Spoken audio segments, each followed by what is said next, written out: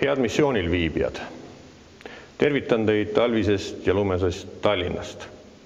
Soovin teile kõigile head vabariigi aastapäeva.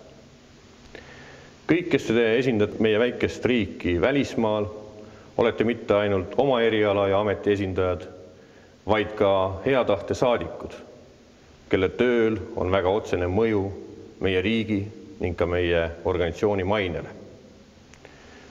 Selle aastasel vabariigi sünnipäevanädalal on koos meie presidendi ning rahvaga paslik mõelda põhjustele, miks on Eestis hea elada.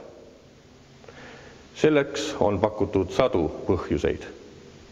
Oleme rahvaarvult väike rahvas, kuid hingelt ning kultuuri poolest suur. Eesti keel on üks kaunimaid keeli, mida räägivad vaid vähesed. Meie kodumaa loodus on meile südamelähedane ning puutumata.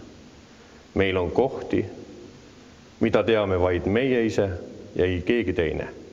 Kohti, kuhu ei kostu müra ega kära. Kohti, kus võime rahus puhata ja lasta mõtetel lennata. Uskuge, kõik see jääb siia alles, teid ootama. Kui tulete tagasi, siis tunnete ja kogete jälle, kui ilusat maad te esindate. Head missioonil viibijad! Meil on välja kujunenud meeldiv traditsioon, et kes teist on kodumaal käimas või siia tagasi pöördunud, need tulevad ja jagavad muljeid oma kolleegidega. Nendest kirjutatakse meie ajakirjas, antakse võimalus oma arvamuse avaldamiseks väga erinevates kanalites. Ootame seda teilt kõigilt. Kogemused, mida te saate välismaal töötades, on kordumatud ja hädavajalikud ka selleks, et meie saaks siin Eestis oma tööd paremini korraldada.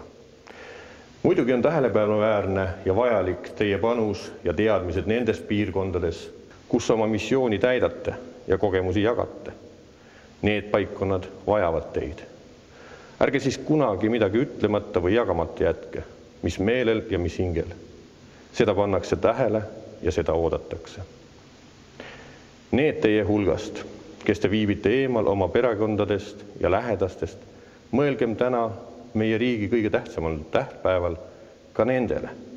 Võtke nendega ühendust, tervitage oma lapsi, abikaasasid, õdesid ja vendi, vanemaid, kes koduses ringis küllap pidulauas istuvad.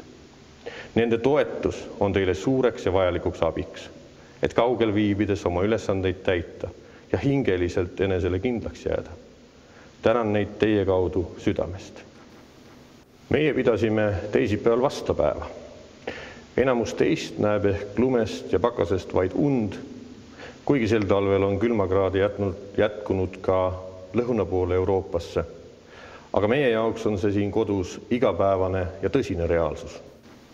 Laske siis mõttes üks pikk vastlaliug ja mõelgem, mida pikem see liug tuleb, seda kiiremini möödub eemal viibitud aeg, seda kergemaks läheb koduigatsus ja seda suuremaks rõõm, kui saate taas näha koduseid paiku ja lähedasi.